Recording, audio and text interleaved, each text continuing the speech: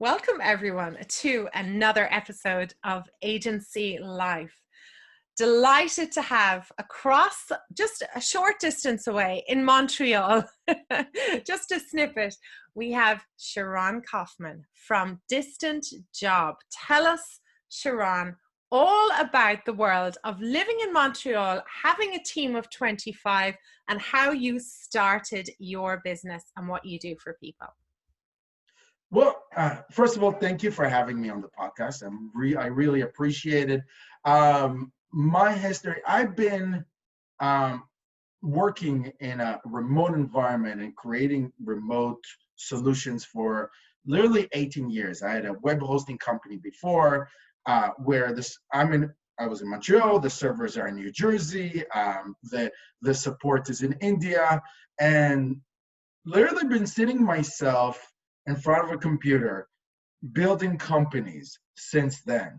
And the reality is that about 10, 11 years ago, I had to sell the web hosting. And part of the web hosting solution, whenever you have a web hosting solution, you also provide some outsourcing services. You got to do web design if you do web hosting, right? And I sold that company, and I somewhat bitterly, it was not the sale that led me to say, okay, I can retire right now. Let me just consult, invest in companies. You know, usually when people retire happily, they go, it's nobody ever wants to stop working, but it is almost like a semi-vacation. I will do some consulting. I will retire. I was not ready for that. And the reason why I was not ready for that, because I really had a challenge managing the original team that I had. Right. And the reason why the challenge is because I kind of treated them like outsourced employees. I said, oh, look, back then, Indian employee system administrators would literally cost $200 or $300 a month. Wow. It was the senior guys cost $500 a month, and I would literally come to the attitude saying, you know, I have 10 people at the price of one. I'm sure some of them will do a good job, and you know, we'll kind of recycle through the not so good ones, but at least the support tickets for my team, for my people, will be answered instantaneously. Not only the support team were not treated well and answered and responded quickly, we were going backwards. We were causing damage. Oh. And it made me realize that working with international people, doesn't matter how much they cost, doesn't matter how affordable they are, you always need to treat them like full-time, permanent, committed, invested individuals. You always need to treat the person that gets paid $2,000 a month as if he or she are getting paid $300,000 a year. I mean, Right. Depends where you're. In Silicon Valley, I guess $500,000. But well, it depends where you are. Everybody, like a really high-paid individual. Mm-hmm. And when you start feeling and thinking about the person that way, you start investing and creating incredible value. And that immense conclusion and disappointment from the first company led me to DistantJob, realizing that the focus should not be actually about me managing individuals for other clients. It should be clients are known to be the best managers and the best solution makers out there. And really, the only thing that I should be specialized in is getting the best and the smartest people to these individuals. And this is, you know, it's very funny. I try to work in a non-distracted environment, but my cute daughter is actually joining awesome. the podcast, right? So I feel like I'm in one of those episodes. Welcome to the show. Hey! This is my goodness. Hello. That is the cutest Minnie Mouse ears I have seen in a long time. Yes. No, my love. I can't help you right now. I'm in the middle of an interview, but I will help you in about an hour. Okay. Okay, This is life right now. And this is staying in the show because you know what? It's in June 2020. We've all been in the middle of a lockdown. We have been having lives. I've seen all sorts of cats, dogs, pets, husbands, wives. Everyone's been on the show, and I'm leaving it on the show. I like it. But just pointing out that the fact that I was mumbling for a second, I was trying to avoid it, but you can't. And this happens all the time in a remote environment. Let's But yeah. Anyways, back to the point is the focus was finding the best and the smartest people that really want to have a job, really want to integrate, really want to be part of the process of the clients, right. Whatever the client created.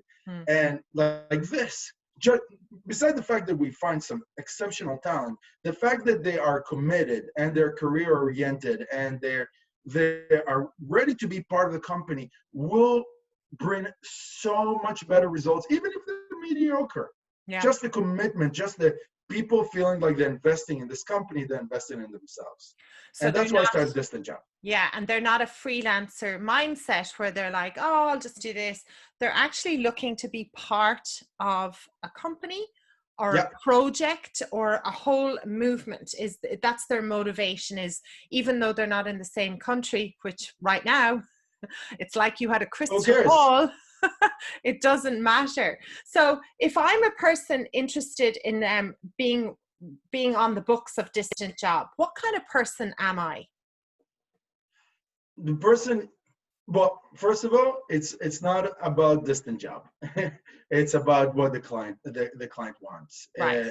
There is the obvious response. There's core skills that are required in every position, but then you need to be an individual that is a culture fit within the company. I actually don't believe that there's individuals who are not fit for remote. I believe there's individuals that are not fit for certain companies. Right. Okay. Do you believe that the remote work lifestyle can be taught? First of all, if you're not, the so-called not remote people are usually the extroverts or some kind of individuals that need to get out, that depend on the social experience in the company. The few very minimal benefits of what you get in a company can actually be replicated in a remote environment. Remote does not mean working from home. It means working in your favorite, in the best environment that you have. So you're that extrovert guy. You're the person who likes to go to work downtown and not be distracted by kids. I am that guy. I have an office a block away. Okay. During non-COVID area, right? Where these things don't happen. Special guests don't just appear on the show. they just don't appear on the show. I do have an incredible office 1 block away in a co-working environment. I come out, I know a few people, we go for lunch. There's I'm hoping the COVID stopped it, but there was a goal to create even we call it cassette in Montreal, but a happy hour in the co-working space. And the world will move. If more and more people will become remote, the world will move more into catering to those individuals that need that little extra. Beautiful. I think, Sharon, there's a lot of extroverts right now who are delighted to hear that news because they have. I don't know. I don't know how I would survive. Like I wrote in my book an entire chapter about in the beginning. Yeah. I was excited about changing the world and changing people's mentality, but I myself was having a little bit of a problem because I was seeing companies that are not doing as well as me. Having this entire startup culture with Nerf guns and happy hour and everything. And I'm sitting there, I'm like, I want this. Yeah. Right. And you know, the good news is that I focus on creating a social life in the physical world while still having drinks and good times and conversations with my remote employees. They became real friends of mine. Awesome. Yeah.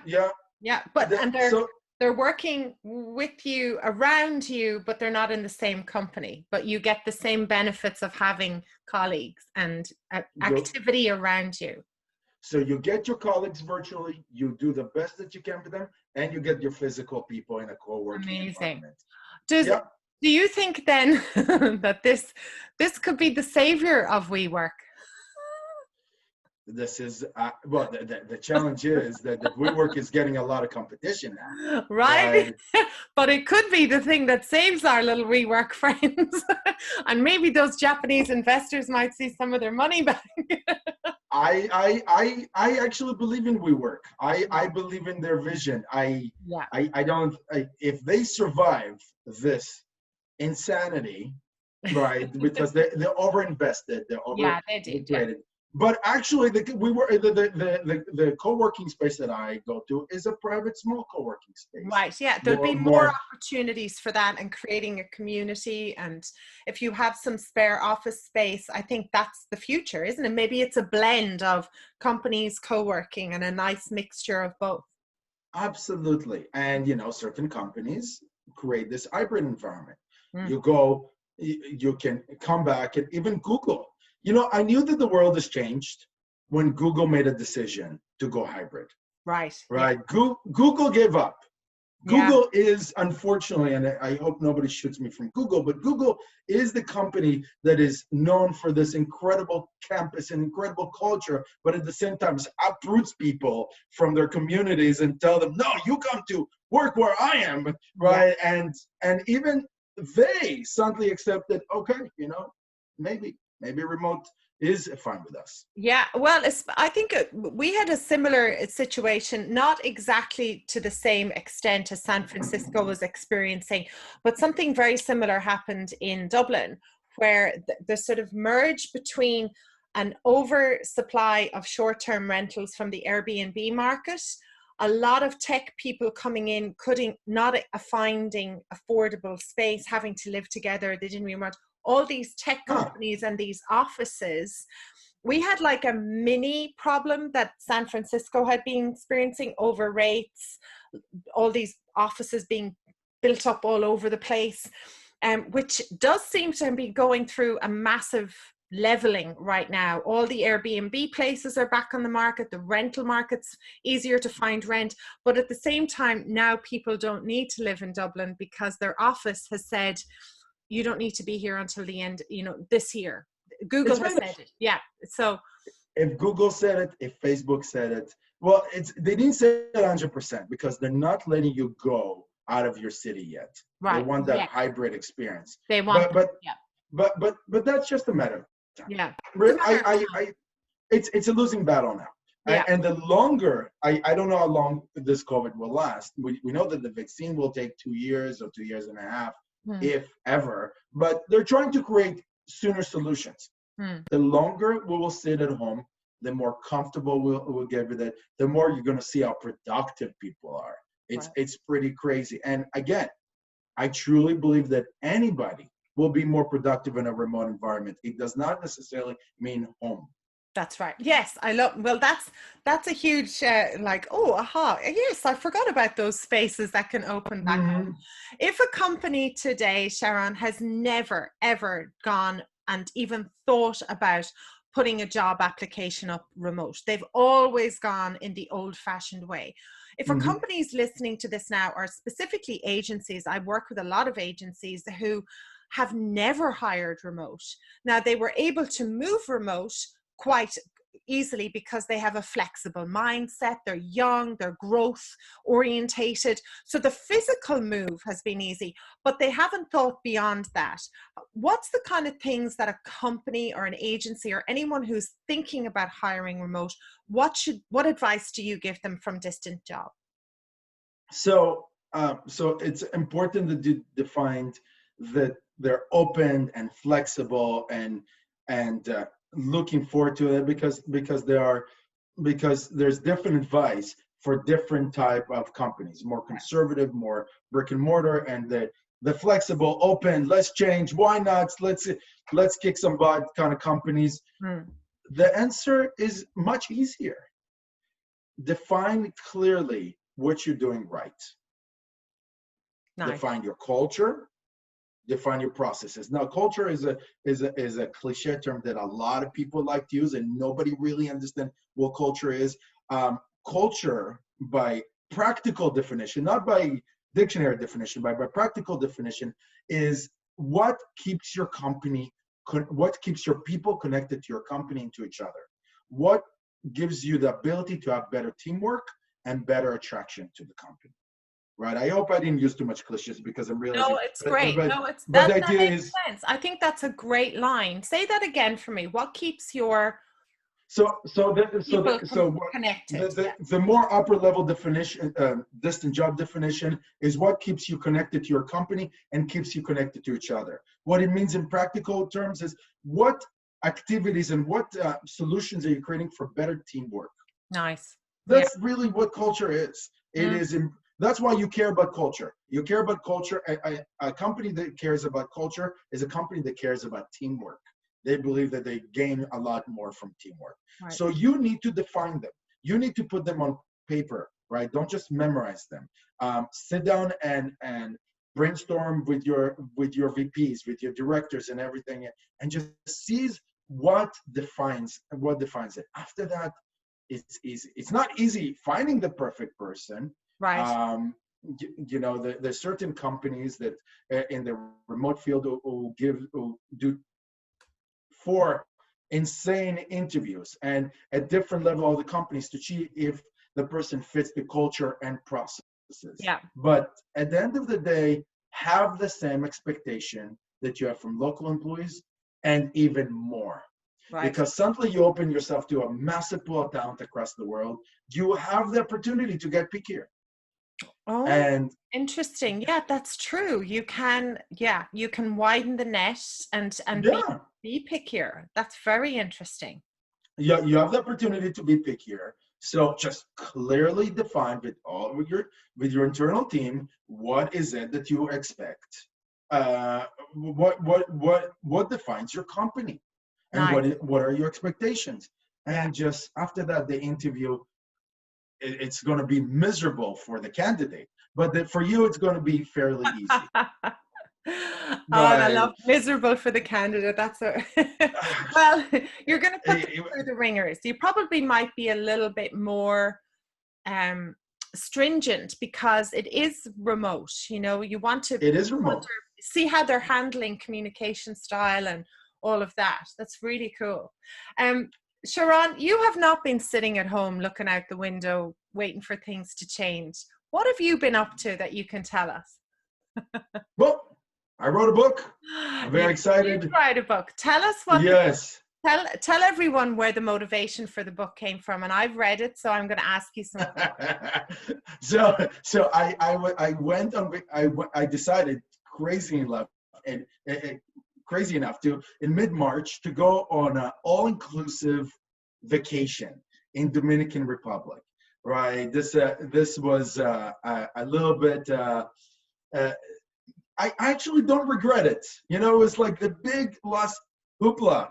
Okay. Although it was very, very strange to be in an all-inclusive resort and everybody's talking about it back home as if it's a zombie takeover.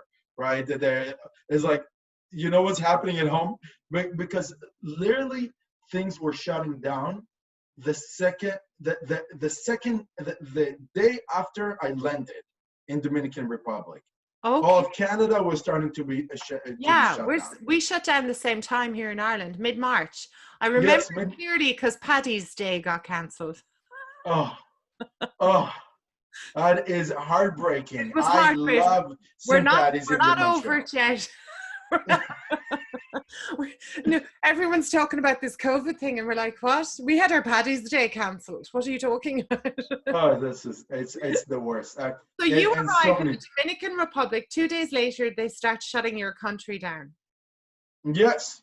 And I'm like, first of all, am I being able to come back home? I was not nervous. My wife was a little bit nervous, but I said, let's enjoy as much as we can. And then I was thinking to myself, it's not a big deal. I'm the remote guy. I've been doing this for 18 years. And and it was just, I was a little nervous about the kids thing. I'm not gonna lie to you. The Yeah, of concept course. of I can't send the kids to daycare, I can't get any help, I can't anything. Mm, I was not ready for this back and forth because this happens on a daily basis. yeah. And I tell my employees, this is the deal, this is it. I'm not gonna shout out my daughter, Yeah. right? So I kiss her, get out of here. Yeah, you know, yeah, very cute, good. Yeah. But I was the remote guy, and then I said, okay, this is the time to write the book. Awesome. I put my baby to sleep in the vacation, and I wrote my two first pages. Oh my goodness. Awesome. Yeah. So because you know, with two kids, you expect to run around all the time. I never thought that I would have time there to write, but I just, oh, what a perfect excuse. I'm in charge of putting the kids to sleep. I put the kid to sleep. The hotel had a little balcony looking at the ocean, and I wrote the first two. What a great place to start a book. That's incredible. And how long were you? You were in the Dominican Republic for how long? And then A week. A week. And was it tough to get back home? Was it difficult or? It was a little challenging, right? Air Canada canceled two of the flights. Yeah, I So saw that going on. so the flight that was supposed to be in the morning. So it was, I had the utmost positive attitude because I was on vacation still. Air Canada canceled at 11 o'clock. It's like, okay, we're stuck in the resort, no problem. Fun. Let's go have another drink. I put the kids in bathing suit, go swim. Let's have a good time. We went to the airport at 3 o'clock. They delayed the second one, and now I'm stuck in the airport. And we made it with the kids home by 2 o'clock at night, which Dominican Republic is not particularly that far away from Canada. It was a 3-4 hour flight, but it was just an all day process. But we made it home. It was okay. Everything was just okay. It was there was no, it was the stress with the kids. That was always, and I keep on repeating in my book also, it is the kids, but what a opportunity to truly bond with the kids, and my kids bonded with each other. Right. And this is a highlight for me. And I kept on writing the book. Yeah, and I've seen that with my niece and nephew. They would have been separated from school, obviously, but now they're spending all this time together. My niece Simone is probably one of the best examples of an older sister that I've ever seen. I often say it to my own sister. I'm going, God, imagine if I was like that when you were growing up. Because I couldn't stand the sight of my little sister. I had nothing to do with her. She was like another person to me. But in your book, I'm just fascinated by the timing of it and everything. Have you got a official title yet? Or is that something you're still We're working on it. But the title is, I'm not hiding it. It's right now the title is How to Quarantine Well. Awesome. The guide for remote management and remote workers. Beautiful. Okay. And one of the things that I love what you do this, what are people what people are afraid of and they shouldn't be, what people should be afraid. Like you have this lovely way of putting it. So can you explain that about people now who are like, oh, I can't wait to get back to normal and blah, blah, blah. That world's gone. But can you explain what people shouldn't be afraid of? First of all, you shouldn't be afraid of things going bad to your business if people going remote. There's many reasons why your business can go bad during COVID time. Your employees going remote is not one of them. There's plenty of research that shows that employees are more productive at home. There is, in an office environment, research shows that you produce an average of 2 hours and 53 minutes in an 8-hour shift. No. Remote, yep. If you think that your employees in the office are not checking Facebook and not wasting time, you are wrong, right? This is research from Gartner. This is good stuff, right? That shows that people are not productive in the office because they're continuously distracting each other. It takes about 25 minutes to get back to focus mode. So when your buddy, not some evil boss or something, but your buddy taps on your shoulder and goes, yeah, did you hear about this cool movie last week? He just took away whatever time of conversation plus another 25 minutes of it. Wow. Right. And when your boss asks you for meetings are just the worst mismanagement in any office environment. 90% of meetings should not be there. When I say 90%, I just throw a number. I should say I just know, majority of meetings, right? Because I do throw a lot of numbers, which are well researched. That's not one of them. But the majority of meetings are not good. Are just to boost the boss's ego, to have conversation with people who have no interest. Yeah. And or it could have been an email. It could be an email. Or a Slack message. Nothing worse than sitting in a meeting that should have been an email. You are spending about an hour of people that average between $50,000 to $200,000 a year salary. An hour of the time will accumulate to a few thousands of dollars. And again, it takes 25 minutes to come back. Wow. And let's not forget that if you have the meeting at 10 o'clock and it takes them 25 minutes to come back and lunch comes in another half hour, you are just losing your entire day. This is how it happens. And here you have an opportunity to let people work in their most productive environment. You can just stop wasting money on electricity and real estate costs and everything. Buy each one of your employees a stand-up desk with a treadmill, right, and kick-ass stairs and the best chair, right? You're still going to save money, and you're going to have the happiest employees working for you. Amazing. Right? So people should not be worried about production, because remote people are significantly more productive than physical employees. That's fantastic. That's one thing. Yeah. What you should be worried about? Were you asking what they should be worried about, or we just go on? Go. Yeah. Okay.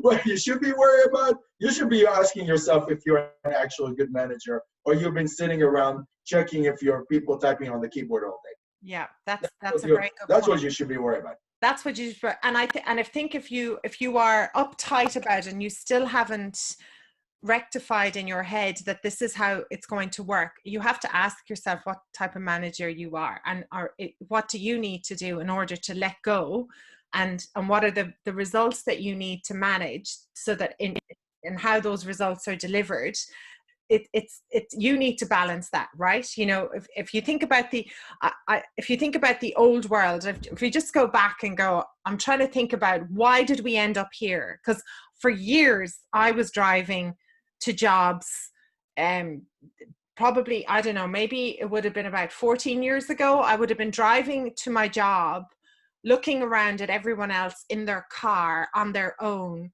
And I just, it started there for me, where I went, this doesn't really make sense anymore. I don't know what we're all doing. And I could see kids in cars, not very happy. And it all didn't start. That's the point. Yeah, it was like, that's the point. I went, some of this isn't adding up, and I don't know what it is. But if you think about the old world, like we all started this 9 to 5 because the Industrial Revolution, right? So Industrial Revolution. It brainwashed us to believe that that's the way it works.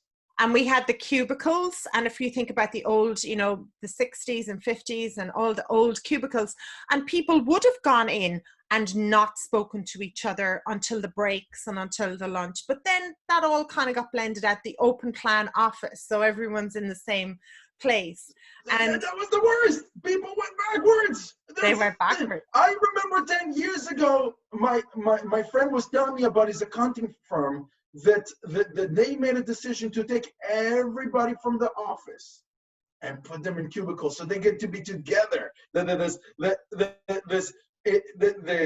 is accountants, by the way. I'm not talking about a creative agency. I'm talking about people, the first people who should be going remote, right? By the way, it's not development companies or consulting firms or creative agencies. It is accountants. Right. This should be going remote first. They do nothing but sitting there and creating value in numbers. And right. Focus time. Yeah, focus time. And this company, this big accounting firm that my friend's wife was working for, decided to take everybody, the senior, the juniors, the everything, and put them in cubicles to make everybody feel equal. Oh. Right. And so now they're equally distracting each other.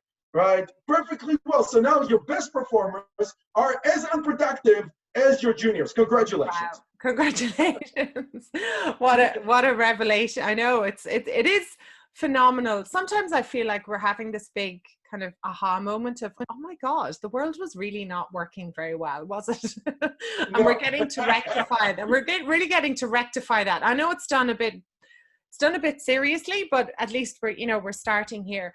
One of the things, what I feel now, Sharon, is some people were forced. They didn't have a plan for working remote. So they didn't have the time to get the desks and the chairs and all that's kind of happening afterwards.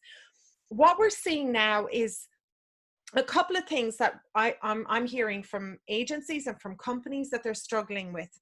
Because there wasn't a plan, because they didn't hire a certain way, they didn't know how to do it, they were forced into remote work. They're now struggling with keeping people motivated and connected and tuned in. What tips and advice would you give to somebody who's struggling through that right now? Get personal. Yeah. It starts with one word. I'm happy to elaborate that you need to get personal with your people. There's no more this, I think maybe it's condescending to say slavery mentality. Maybe I should find a better word, but that bureaucratic environment where you work for me, we're not friends, Yeah. right? I pay you money, you deliver some stuff for me, and that's it. Today, you need to know people's pets names. Yeah. You need to know what their kids are doing.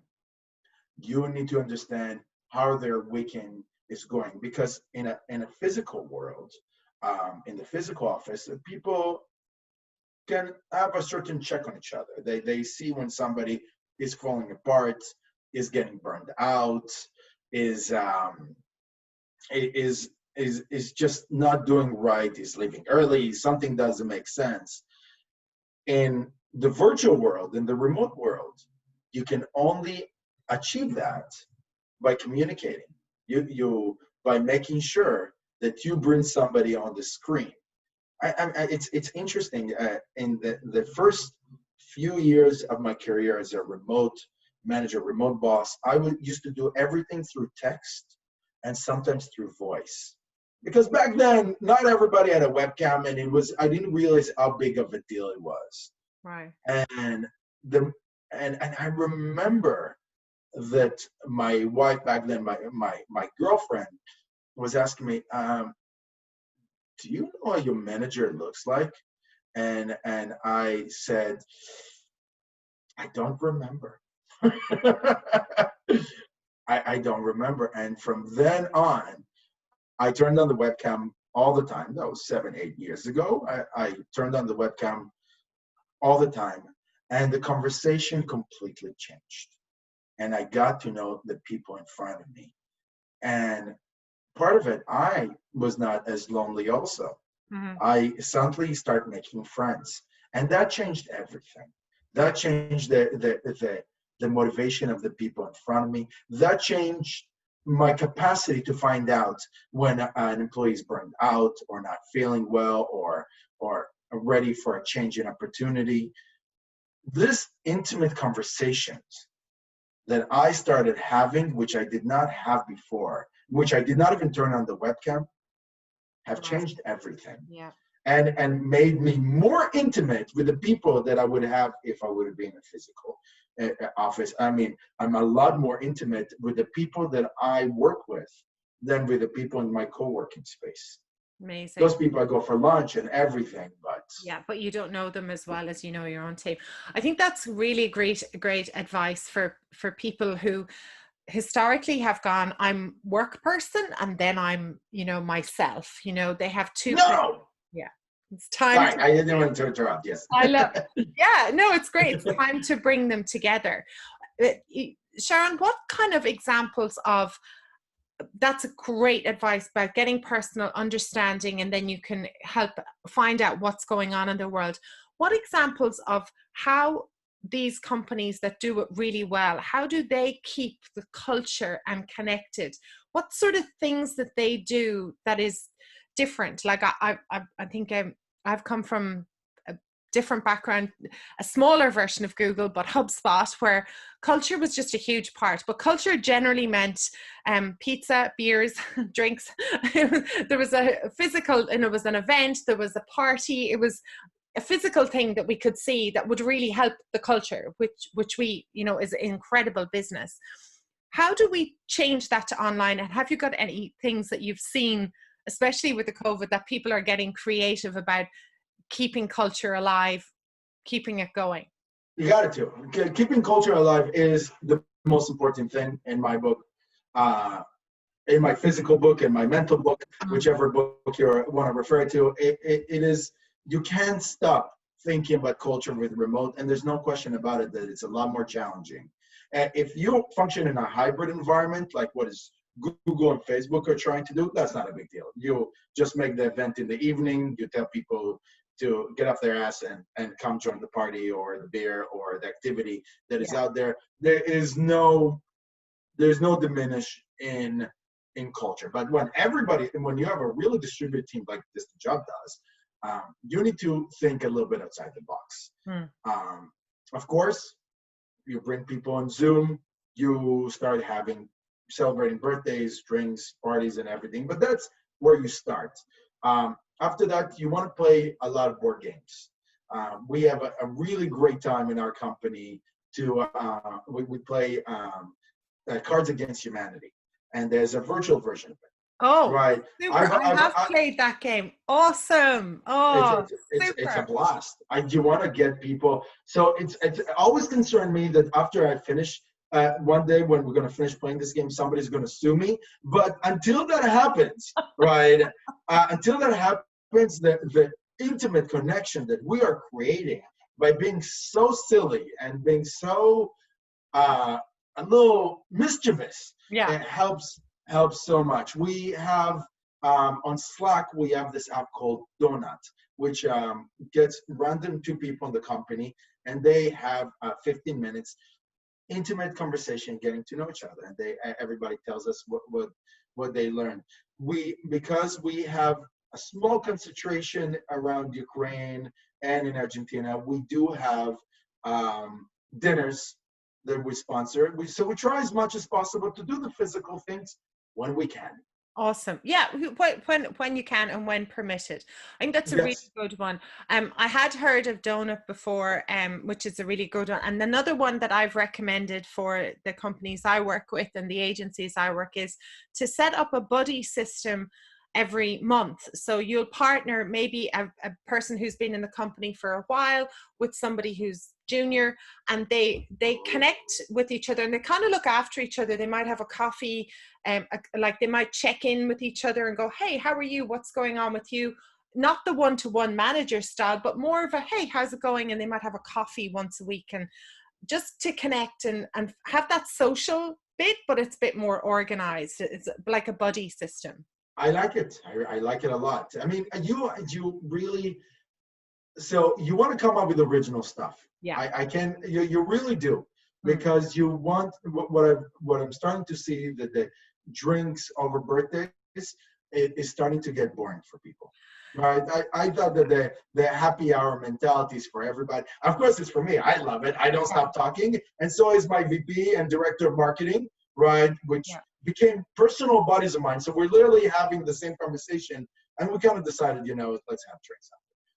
It's like, this is our conversation. This is what we're doing by ourselves. And everybody's like saying, it's like, oh, the boss and the two managers are just getting their own thing going on. And so I've learned that in the beginning, people loved it. People really, really did. And it became, if you are a serious company, you should dedicate a person for social experience. Amazing. Yeah. Right. That's part of their job role. Yep. Has to be the coolest person in the world, right? An event organizer, for all you know, and he or she just comes up with new ideas how to keep people connected. That's what it all comes back down to. Yeah. I'm not doing this. I want everybody to be friends, but I want everybody to be friends because I want them to connect. Connect, Right? exactly. Connection Be is, part of it. I want them to be a better team. Yeah. A better team. With the book as well, something that by the way, who is it for ideally? Like, who's the ideal reader for? Yes, look, our clients are technology companies. Mm-hmm. So maybe I mentioned few extra times that the technology or the digital agency or the accounting firms, which we're slowly going after because we think that they're ridiculous for not being remote. All right, but it should be for everybody. It should be, any person who has the capacity to work remote should enjoy the experience. And every manager that is taking on this new role of managing the remote people should make the experience for the remote employee as pleasant as possible. Super. That's really good. Now, Yeah. somebody could be listening out there, right? We all know these animals that are in the office. The political animal, who loves the politics, has it all nailed out, who knows who goes for coffee, who stands by the water cooler. We've taken away their terrain. No! The physical routine. How would you've got some tips in there about how to manage the politics when you're working remote? Well, first of all, put that person in charge of social. We were just talking about that. Right. There we go. We found them because they love that. Yeah. That part of it, the book, what I discuss, and why I put the remote management and the remote workers in the same book, is that sometimes the worker, the person from the lower authority, can create a better authority for a better experience for the entire company. Right. And eventually that person will become a manager and will get upgraded and will get promotion and salaries and everything. But in the beginning, this is the opportunity actually for the introverts to shine. Yeah. They're the ones who, it's like, finally, I get to do things my way. Yes, right. This is an introvert power. Without having to deal with people in person. Awesome. They can manage it that way. That's so cool. Yeah, I'm the loud extrovert guy, and I'm like sitting there. It's like, guys, I tell my introverts in the company this: you came to the right company. Show me what you got. Show me strategies how to make your experience better. And if you make their experience better, it's a better experience for everybody. Brilliant. Right. As I was giving the example before, the beer and socializing is great for me.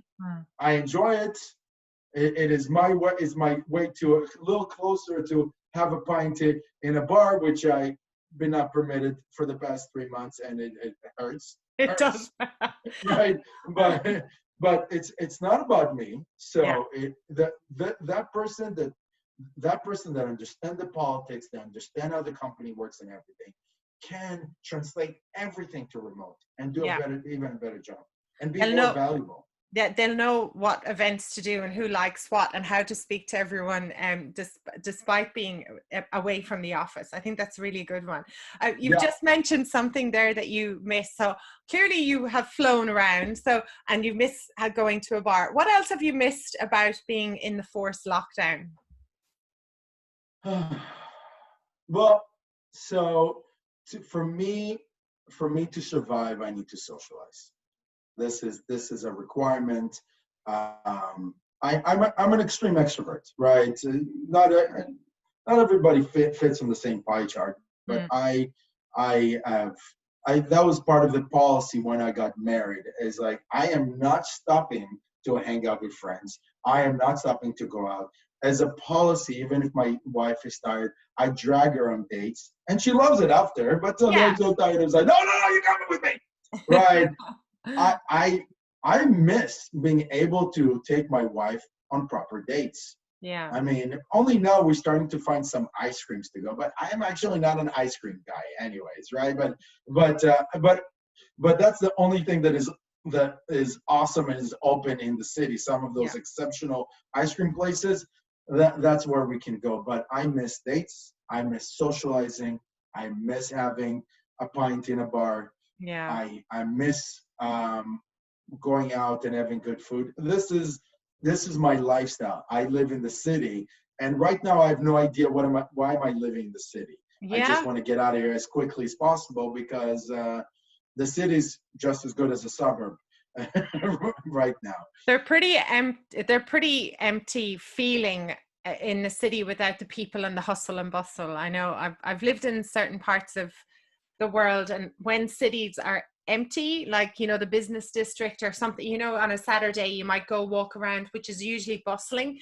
It's an odd feeling. So I can only imagine that like magnetized, if you like. Yeah. Yeah, but what we did good now that the summer came, and I'm talking about Montreal. Summer just came, right? Yeah. But now that it came, I opened my balcony. We're putting lights, cool lights on top, and I'm kind of turning it into a lounge bar, right? Oh, nice.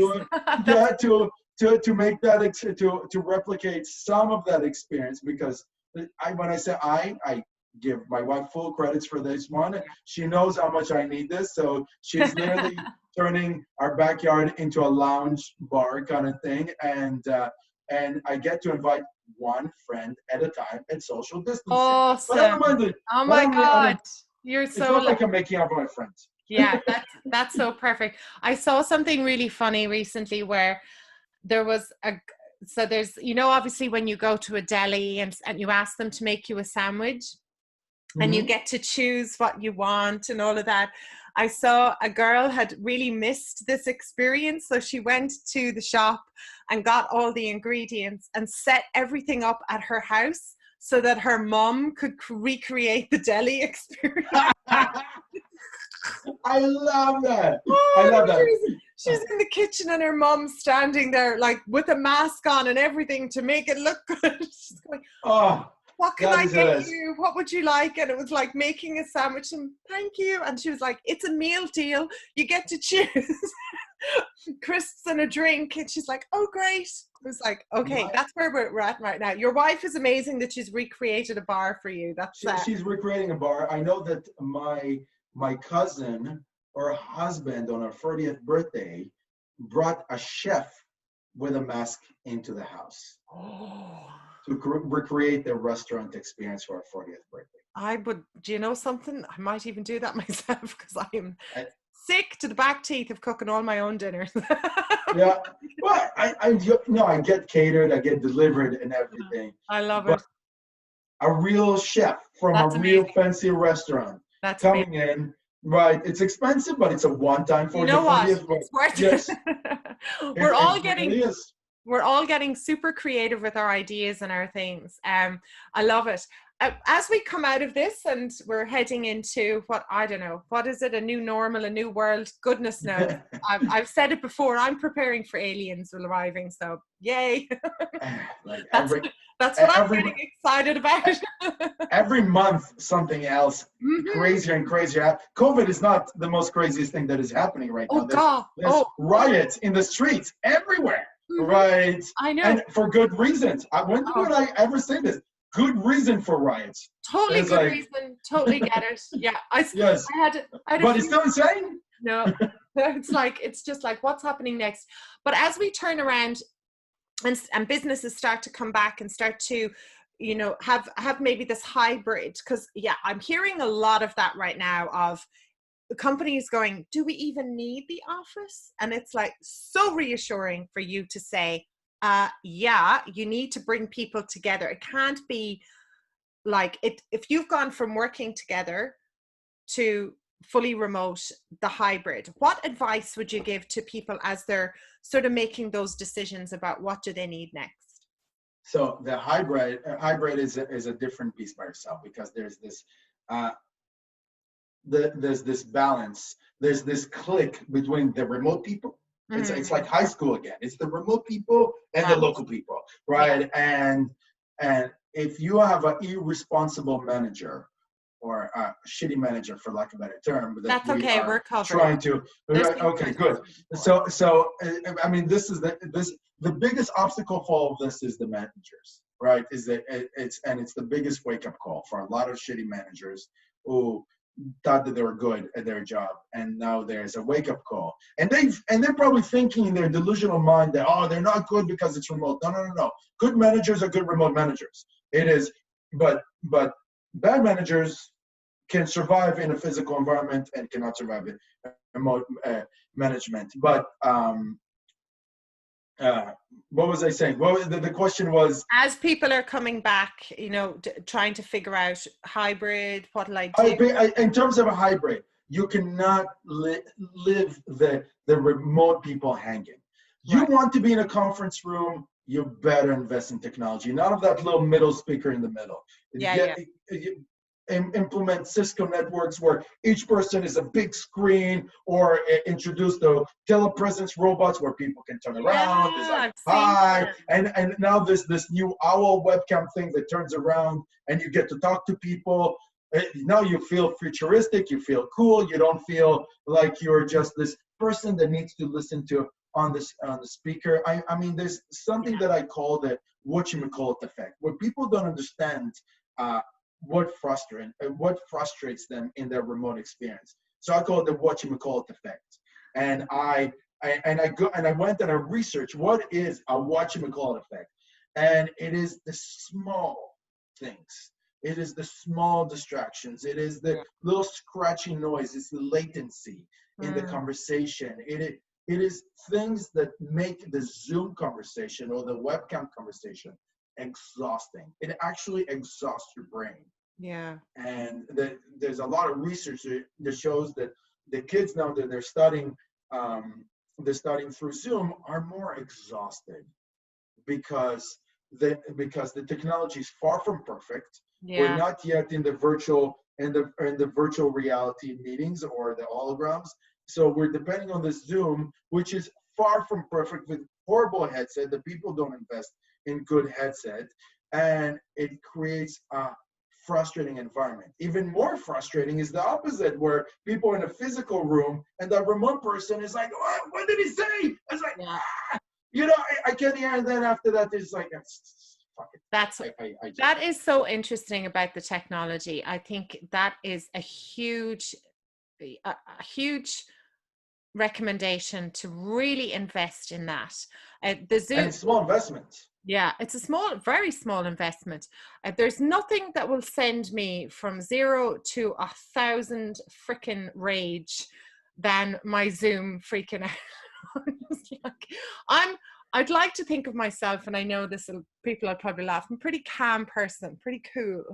You're chill. You're done with it. But I tell you something, it's my new road rage, because I don't get to do any of that on the road anymore. I'm just like, I go into Tourette's if my freaking Zoom stops acting up, because I'm just on it so much. And there's another thing with Zoom that we all have to remember as well.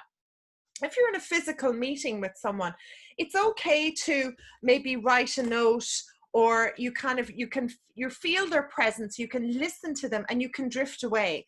It's very difficult in a Zoom meeting. Your whole brain is you're on guard, right? We're just having a different type of meeting. It's great, and it's great to use it. But the realization is, especially you and I are here, we're looking at each other, we can see each other. If I was over here like this and going, and looking out the window, it would totally ruin the whole thing. It ruined the whole thing. And you see, I committed a crime right now because I'm at home and I didn't move all my equipment.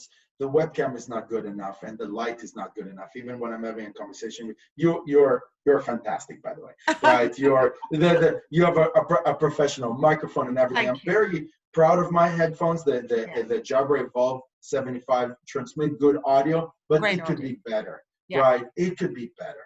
Right, and the light is not great in my room, and this is not a pleasure. You don't notice it. You don't say, Sharon is like, I can see only half of your face properly. It's not a big deal, but subconsciously it is. Yeah. Right? Well, that would build up over time, Sharon. Do you know that would build up over time. But there's the other thing with the Zoom as well. It's like, this is where the quantity of meetings needs to be addressed. Just because we can do Zoom, do not have people on Zoom all day. I say this as I do this myself all day, but the reality is you shouldn't be on Zoom all day. You need a break. But also right now, people are having Zoom weekends, family. People are dropping into their Zoom, into their home, into their lives way more than ever before, like way more. So we have to remember the quantity of time in those Zoom has to take into effect, right? Look, I'm really comfortable with people using. I'm looking forward to the time that it'll be cool to use webcam and the better technologies, the 3D, the virtual, the holograms. I'm looking forward to that era, but we're not there yet. That I have to this Zoom. You know, people are getting excited about Zoom.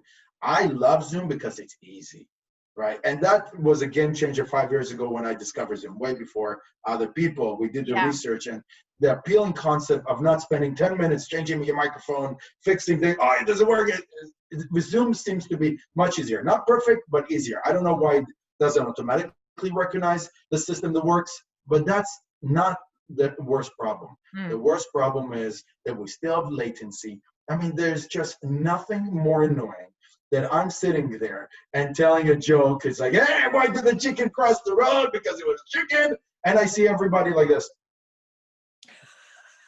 I was like, I can't do this. I can't do this delayed stand-up, right?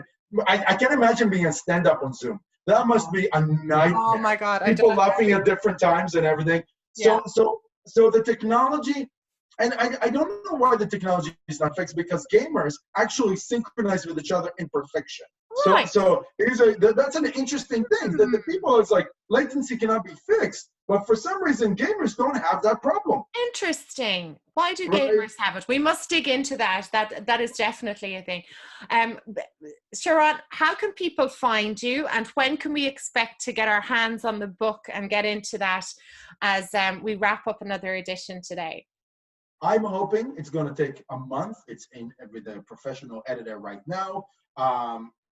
Full cover book on Amazon, Indigo.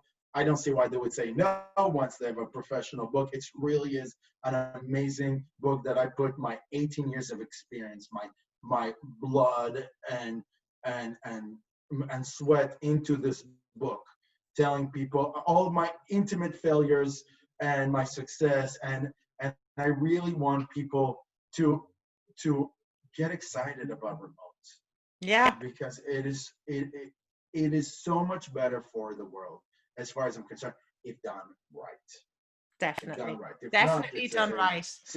And you can reach me. It's DistantJob.com. Sharon at DistantJob, spelled like Sharon, but don't call me Sharon. It's not nice. We don't call you. But if you do call me Sharon, I'm not going to be angry. But it's like spelled SHARON at DistantJob. That's DISTANTJOB.com. Hit me up with any question that you have. Amazing. And that's my story. I'm sticking by it. Thank you so much for your energy. It was incredible to chat with you, and I cannot wait. Someday soon, we will have drinks in Montreal. Oh yes. Or as soon as you can get on a plane, and if you're a man who likes a pint, you'll definitely love being in Ireland. I love being in Ireland. I'm a huge fan. I did go for St. Patty's in Ireland, you did. So I know the experience. You know what we do. Yeah, I'm aware, right? And this has been I literally, it was I literally jumped I was in a connection flight from London and said, oh, it's St. Patty's. No, I'm going to Ireland now. Right? And it cost like $20, and it was like the coolest thing I did, and I had a blast. Oh, fantastic. Well, look, an absolute pleasure to have you on the show today. Thank you for all your insights. A perfect timing as just this constant daily conversation I'm having now with agency owners and with companies and everyone. So looking forward to sharing your book out with everyone and this content here. Thank you so much. Thank you so much. It's been really fun.